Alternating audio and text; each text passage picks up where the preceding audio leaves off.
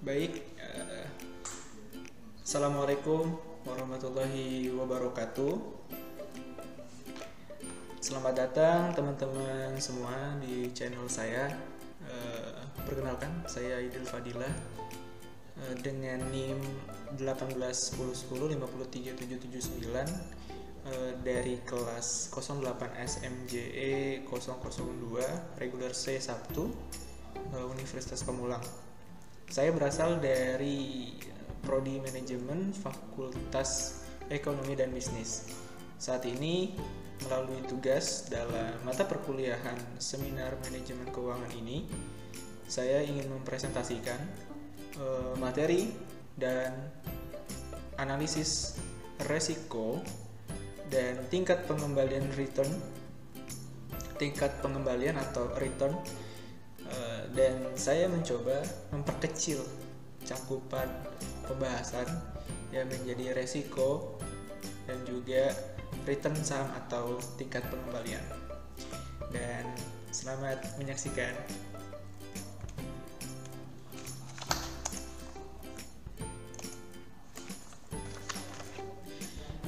Dalam investasi, ya teman-teman dapat melihat dari paparan yang telah saya buat ini. Dalam saham terdapat tingkat pengembalian atau bisa disebut return, dan juga resiko atau bisa disebut dengan risk. Ya, dalam investasi di samping return juga dikenal adanya konsep resiko. Resiko investasi bisa diartikan sebagai kemungkinan terjadinya perbedaan antara return aktual dengan return yang diharapkan.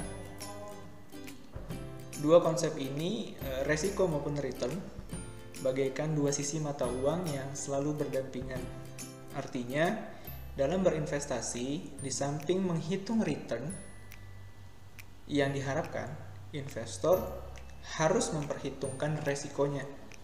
Investor perlu mencari alternatif investasi yang menawarkan tingkat return yang paling tinggi dengan tingkat risiko tertentu, atau investasi yang menawarkan return tertentu pada tingkat risiko yang rendah. Seperti yang telah saya jelaskan, di samping memperhitungkan return, investor juga perlu mempertimbangkan tingkat risiko suatu investasi sebagai dasar pembuatan keputusan investasi. Tentunya ada beberapa sumber risiko yang bisa mempengaruhi besarnya risiko investasi, antara lain ada suku bunga, ada risiko pasar, ada risiko inflasi, ada risiko bisnis, ada risiko finansial, risiko likuiditas, risiko nilai tukar, dan risiko negara, serta masih banyak lagi sumber risiko. Dan oleh sebab itu, mari kita langsung mulai, ya. Yang pertama, pembahasan kita adalah pengertian atau pembahasan, ya.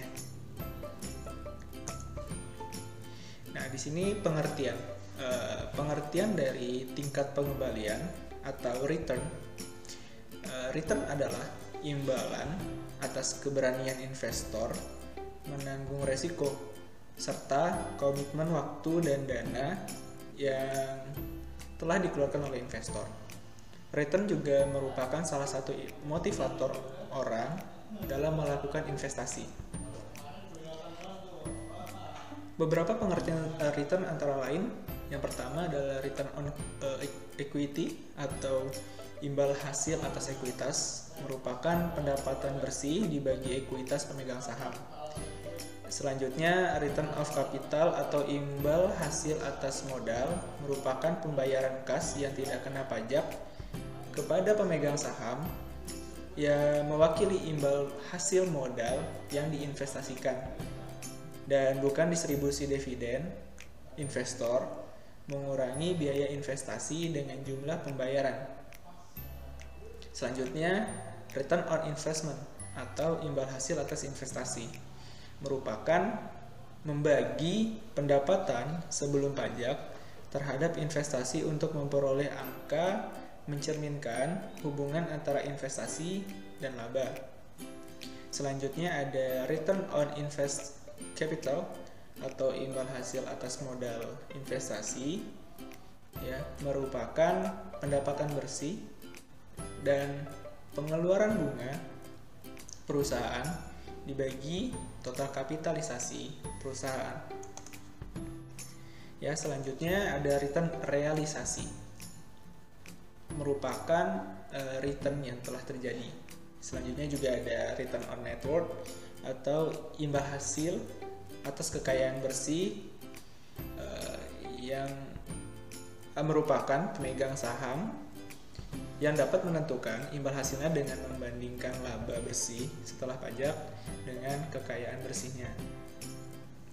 Selanjutnya ada return on sales atau imbal hasil atas penjualannya, merupakan untuk menentukan efisiensi operasi perusahaan, seseorang dapat membandingkan persentase penjualan bersihnya yang mencerminkan laba sebelum pajak terhadap variabel yang sama dari periode sebelumnya.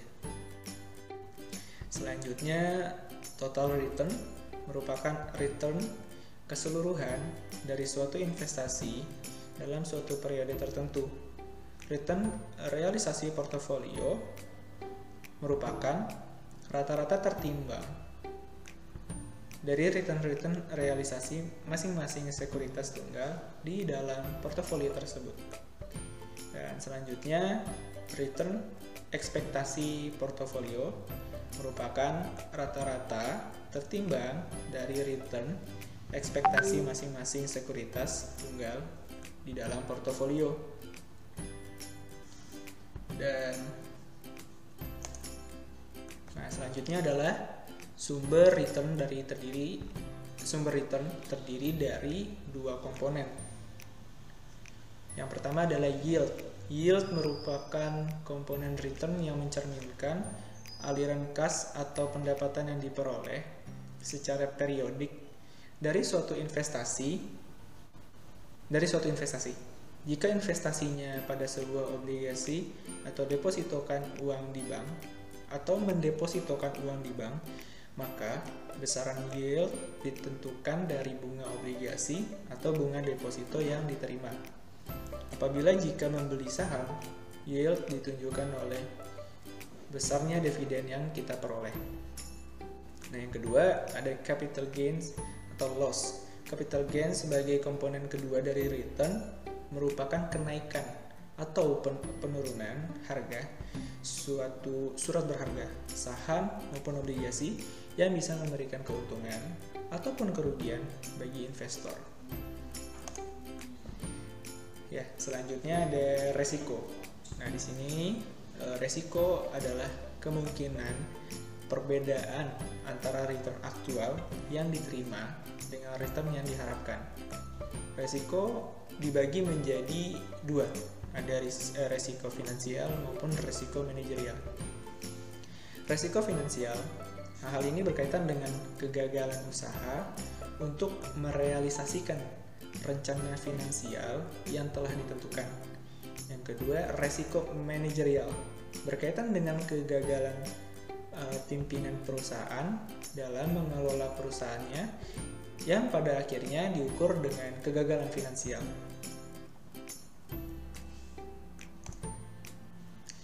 Selanjutnya, menurut Ricky Griffin dan Ronald Ebert, resiko adalah certainly about future event.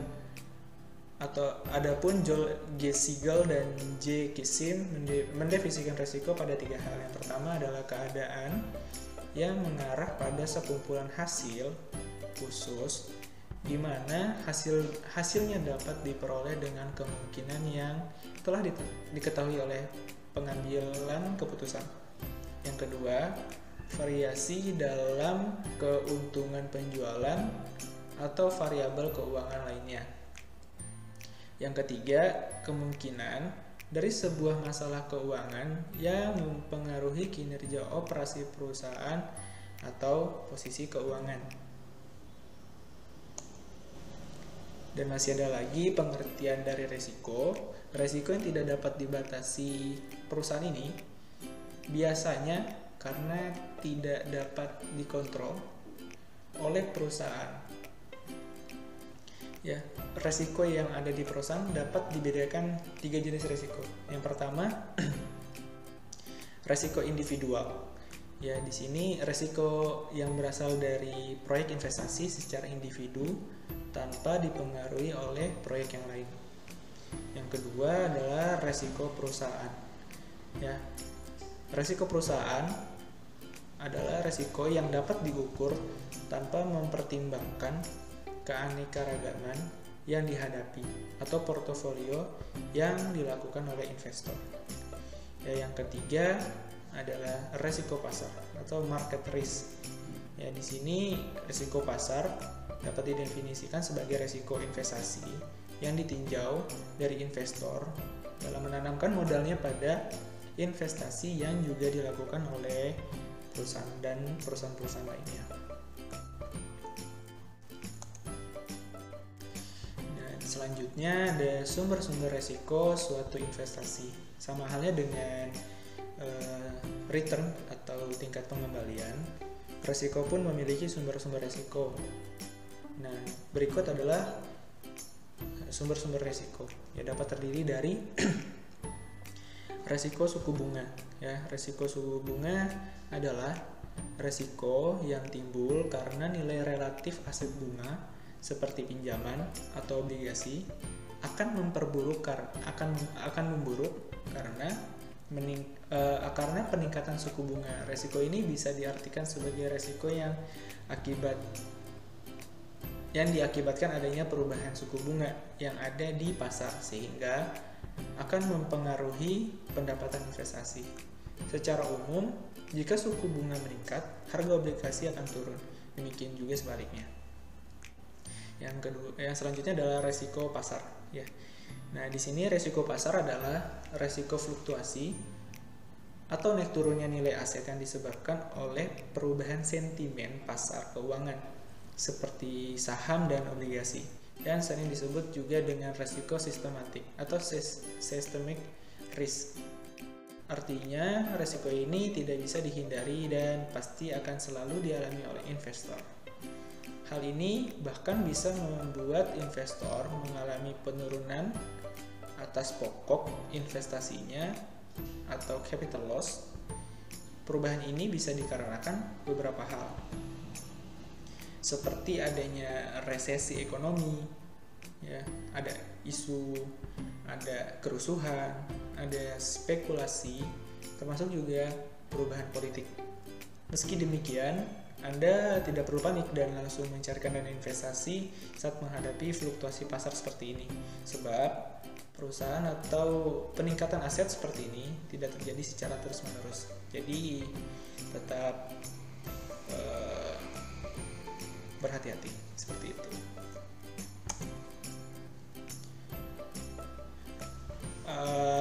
Selanjutnya ada risiko inflasi. Risiko inflasi atau risiko daya beli adalah peluang bahwa arus kas dari investasi tidak akan bernilai sebanyak di masa depan karena perubahan daya beli yang tergerus inflasi. Ya, risiko ini memiliki potensi yang merugikan daya beli masyarakat dikarenakan adanya kenaikan rata-rata dari harga konsumsi. Ya, risiko inflasi atau risiko adalah definisi lainnya, risiko inflasi adalah risiko yang diambil oleh investor saat pemegang uang tunai atau berinvestasi dalam aset yang tidak terkait dengan inflasi. Risikonya adalah bahwa nilai tunai akan berkurang oleh inflasi. Sebagai contoh, jika seorang investor memegang dana tunai sebesar 10 juta rupiah dan inflasi tahunan adalah sebesar 5%, maka dana investor akan tergerus inflasi sebesar 500.000 per tahun, ya, dapat dilihat dari yang tertera di layar. Dan selanjutnya adalah resiko likuiditas. Ya, resiko likuiditas adalah resiko yang muncul akibat kesulitan menyediakan uang tunai dalam jangka waktu tertentu. Hal ini bisa terjadi jika pihak pengutang tidak dapat menjual hartanya karena tidak adanya pihak lain di pasar yang berminat membelinya. Sebagai contoh, suatu pihak tidak dapat membayar kewajibannya yang jatuh tempo secara tunai. Meskipun pihak tersebut memiliki aset yang cukup bernilai untuk melunasi kewajibannya, tetapi ketika aset tersebut tidak dikonversikan segera menjadi uang tunai, maka aset tersebut dikatakan tidak liquid. Nah, dan lanjutannya adalah hal ini berbeda dengan penurunan drastis harga aset, ya, karena pada kasus penurunan harga pasar berpendapat bahwa aset tersebut tak bernilai. Tidak adanya pihak yang berminat menukar atau membeli aktiva kemungkinan hanya disebabkan karena kesulitan mempertemukan pihak antara pembeli dan penjual. Oleh karena itu, resiko likuiditas biasanya lebih besar kemungkinan terjadi pada pasar yang baru tumbuh atau bervolume kecil. Selanjutnya ada resiko nilai tukar mata uang. Resiko valuta asing, ya, atau nilai tukar mata uang adalah resiko yang disebabkan oleh perubahan kurs valuta asing di pasaran yang tidak sesuai lagi dengan yang diharapkan, terutama pada saat dikonversikan ke mata uang domestik. Resiko jenis ini berkaitan dengan fluktuasi nilai tukar uang suatu negara terhadap mata uang negara lainnya. Pada umumnya, resiko jenis ini juga disebut dengan currency risk atau exchange rate risk. Contoh, investor ingin menanamkan investasi berdominasi dolar Amerika, US dollar. Di saat yang sama, nilai tukar rupiah terhadap US dollar melemah, sehingga investor harus mengeluarkan jumlah rupiah yang lebih besar atau lebih banyak daripada ketika nilai rupiah terhadap US menguat. Oleh sebab itu, menguatnya dolar terhadap rupiah bisa memberikan kerugian, ya. Selanjutnya ada resiko negara atau country risk. Resiko ini dikenal dengan istilah sovereign risk dan berkaitan dengan kondisi berpolitiknya negara. Dari resiko ini juga berkaitan dengan perubahan ketentuan perundang-undangan yang berimbas pada perekonomian suatu negara, yang pada gilirannya berpengaruh terhadap iklim investasi. Selanjutnya, resiko reinvestasi. Resiko reinvestasi adalah kemungkinan bahwa arus kas investasi akan menghasilkan imbal hasil yang lebih rendah setelah diinvestasikan kembali ke instrumen investasi yang baru. Misalkan, seorang investor memiliki portofolio obligasi dengan bunga kupon sebesar 5% untuk periode 5 tahun. Setelah 5 tahun, imbal hasil obligasi ini turun menjadi 3%. Kabar baiknya adalah pada saat jatuh tempo, investor menerima semua bayaran bunga sebesar 5% dan pokok investasinya sesuai kesepakatan. Dan masalahnya, jika kemudian investor menginvestasikan kembali uangnya dengan membeli obligasi lain di kelas yang sama, dia tidak akan lagi menerima kupon 5%, bunga kupon 5%, melainkan hanya 3% saja. Seperti itu. Nah, selanjutnya adalah pembahasan perihal studi kasus. Ya, di sini karena tadi sudah saya sampaikan, saya akan melakukan analisis. Di sini saya mencoba mencari studi kasus, ya.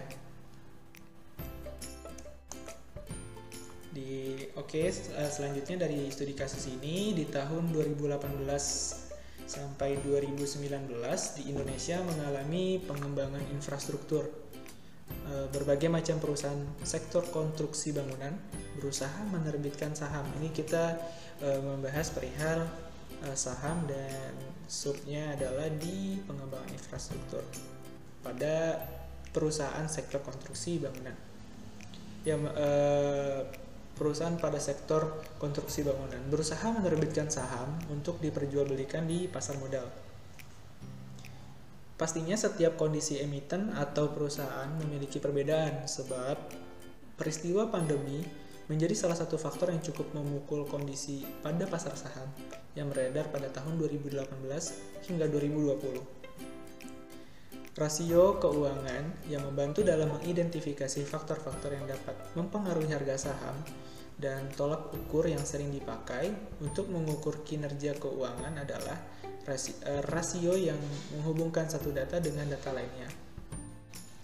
Analisis data interpretasi dari macam-macam rasio dapat memberikan pandangan yang lebih baik tentang kondisi keuangan dan prestasi perusahaan dibandingkan dengan analisis yang hanya didasarkan atas data keuangan sendiri yang tidak berbentuk rasio, menurut Sawir dalam bukunya 2003 di poin 6. Rasio keuangan dalam penelitian ini yang saya gunakan adalah untuk mencerminkan kinerja keuangan perusahaan antara lain, yaitu ada earning per share dan price to book value.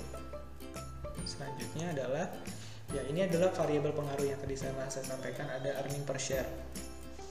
Earning per share salah satunya. Hasil penelitian yang berhubungan dengan earning per share menunjukkan hasil yang berbeda-beda.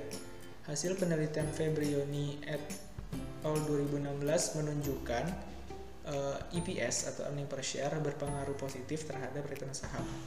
Hasil ini didukung oleh hasil penelitian Wulandari pada tahun 2016 dan Pamungkas pada tahun 2018 menunjukkan kenaikan EPS maka akan diikuti oleh kenaikan harga saham dan akan meningkatkan return saham juga.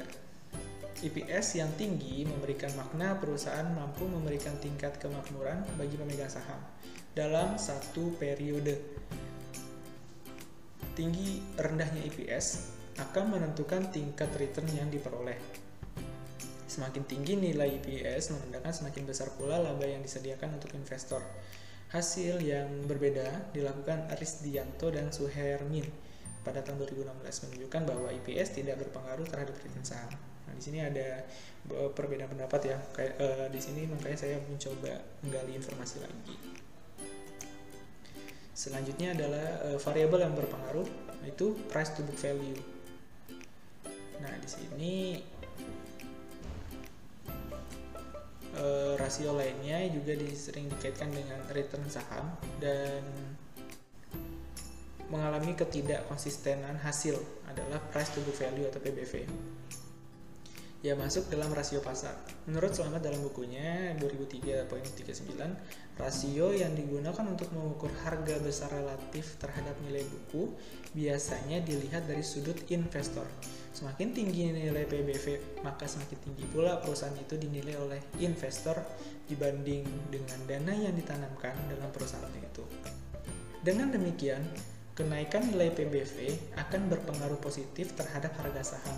Sesuai dengan penelitian yang dilakukan oleh Pancawati Hardiningsi pada tahun 2001 dan Suntari pada 2004 menyatakan bahwa PBV mempunyai pengaruh yang signifikan terhadap return saham. Sedangkan hasil yang berbeda dilakukan oleh Indarwati pada tahun 2012 yang menemukan bahwa PBV berpengaruh negatif terhadap return saham di Bursa Efek Jakarta, ya, menurut Hardiningsi. Oke, setelah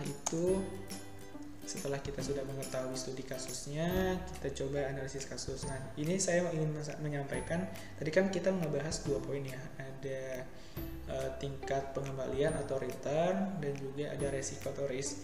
Nah, di sini saya hanya menganalisis kasus untuk return atau tingkat pengembaliannya saja, ya. Di sini saya sudah mencoba mengolah data. Nah, di sini saya tampilkan di layar. Berikut adalah tabel earning per share, price to book value, dan return saham yang diambil dari 5 perusahaan, yakni 5 perusahaan pada sektor konstruksi bangunan yang terdaftar di Bursa Efek Indonesia tahun 2018 hingga 2020. Ya, teman-teman bisa melihatnya ada 5 perusahaan dan masing-masing perusahaan saya sudah mengambil data sebanyak 3 tahun laporan keuangan, ya. Di sana ada PT Aset Indonesia atau ACST, pada tahun 2018, 2019, dan 2020. Nah, terlihat di data nilai EPS dalam rupiah, PBV dalam persentase, dan return saham juga dalam persentase. Ya, di sini perubahan terjadi ya dari 2018, 2019, dan 2020. Dan di sini jika dilihat EPS dan PBV dan juga return saham tidak hanya terjadi pada perusahaan PT Acat Indonesia saja, tetapi juga terjadi pada PT Adikarya, ya, Adikarya, dan juga PT Cahaya Sakti Investindo Sukses Tbk, ada PT Indonesia Fondasi Raya Tbk, ada PT Jaya Konstruksi Manggala. Nah, masing-masing di 5 perusahaan ini saya juga mengambil 3 tahun laporan keuangan agar berimbang datanya. Teman-teman dapat melihat ada EPS-nya PT Akset Indonesia tahun 2018 sebesar Rp6, 2019 sebesar minus Rp1.623. Nah, dan juga tahun 2020 minus Rp558. Ya, banyak perubahan signifikan ya dapat terlihat dari data. Setelah itu, oke, baik, kita lanjutkan kembali. Maaf sebelumnya tadi ada suara azan, jadi saya pause dulu. Ya, saya lanjutkan setelah tadi saya paparkan ya data-data yang ada di layar. Selanjutnya berikutlah penjelasannya. Penjelasannya adalah jika kita lihat tadi di bagian kolom earning per share ya, dapat jadi earning per share ini dapat memberikan informasi yang bermanfaat bagi investor dalam melihat dan menganalisis nilai suatu saham pada perusahaan, sehingga para investor dapat memilih investasi yang tepat dan menguntungkan. Dan karena para investor tidak dapat membandingkan EPS secara absolut, karena para investor tidak memiliki akses langsung kepada pendapatan laba yang diperoleh perusahaan. Oleh sebab itu, para investor dapat membandingkan EPS dengan harga saham untuk menentukan nilai laba. Dasar perhitungan EPS yang saya lakukan sebagai berikut. Ya, EPS sama dengan laba bersih dikurang dividen dibagi jumlah saham yang beredar pada akhir periode. Biasanya itu ada di setiap akhir kuartal keempat atau setiap tutup laporan keuangan. Sebab pada umumnya perhitungan EPS didasarkan pada laporan keuangan akhir tahun. Nah, selanjutnya pada bagian earning per share atau laba per lembar saham terjadi kenaikan dan penurunan yang cukup signifikan ya. Nah, coba kita kembali, bisa dilihat EPS di sini. EPS ya, ada perubahan, ada kenaikan dan penurunan yang signifikan. Nah, jika kita lihat terlihat pada perusahaan PT Akset Indonesia tercatat berada pada titik terendah di tahun 2019 sebesar minus Rp623, sehingga perusahaan mengalami kerugian. Namun terdapat kenaikan sebesar Rp558 yang menyatakan bangkitnya kondisi perusahaan tersebut. Ya, kita lihat coba. Nah, terlihat kan dari teman-teman semua yang ada di layar, ini di tahun 2019 ternyata terjadi penurunan di minus Rp1.623, dan di tahun 2020 dia naik menjadi minus Rp558.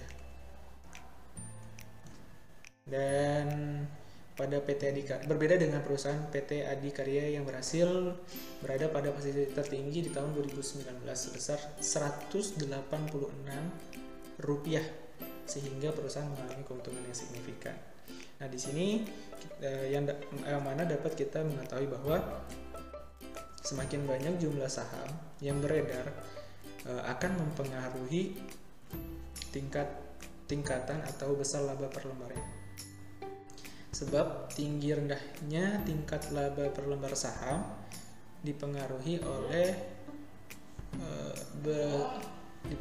beredar sebuah perusahaan yang memiliki kinerja yang baik belum dapat ditentukan menjadi perusahaan dengan keuntungan atau laba yang besar. Ya, baik, selanjutnya adalah penjelasan tentang price to book value atau PBV. PBV ini membantu investor untuk membandingkan nilai pasar atau harga saham yang mereka bayar per lembar saham terhadap ukuran tradisional nilai suatu perusahaan, agar para investor dapat menilai harga suatu saham mahal atau murah, biasa disebut dengan valuasi atau penilaian saham. Perusahaan dengan PBV di bawah angka 1 biasanya dianggap sebagai saham yang harganya murah, begitu pula sebaliknya. Ya, di sini penjelasan selanjutnya pada bagian price to book value atau PBV atau harga terhadap nilai buku, tercatat PT Adikarya menjadi perusahaan dengan nilai PBV terendah dalam 3 tahun terakhir 2018 hingga 2020. Hal ini menjadi salah satu langkah baik bagi para investor dalam memilih emiten. Sebab dengan rendahnya nilai PBV, maka perusahaan dinyatakan baik. Berbeda dengan perusahaan PT Akset Indonesia dan PT Jaya Konstruksi Manggala yang mengalami kenaikan PBV cukup besar. Dengan begitu kita dapat melihat semakin rendah nilai PBV, tanda yang baik bagi perusahaan dan opsi yang baik pula untuk kita para investor untuk melakukan investasi. Ya, selanjutnya adalah penjelasan tingkat pengembalian atau return. Merupakan selisih harga jual saham dengan harga beli saham ditambah dividen, dan merupakan tingkat keuntungan yang dinikmati oleh pemodal atas suatu investasi yang dilakukan. Dasar perhitungan return adalah sebagai berikut: PT dikurang PT kurang 1, ini T-nya kurang 1, per PT kurang 1. PT, kita dapat lihat dari keterangannya, PT ini adalah harga pada periode T atau tahun, ya. Dan PT kurang 1 adalah harga dikurangi 1 per tahun sebelumnya. Pada bagian return saham, beberapa perusahaan yang menjadi sampel sekiranya 3 tahun terakhir di antara 2018 hingga 2020 pernah mengalami hasil negatif, namun beberapa perusahaan pernah tercatat berhasil mendapatkan hasil positif seperti perusahaan PT Adikarya dan PT Jaya Konstruksi Manggala. Dan untuk kita dapat lihat ya, coba ya. Di sini ya terlihat ya, PT Adikarya pada tahun 2020 dan juga PT Jaya Konstruksi Manggala pada tahun 2019.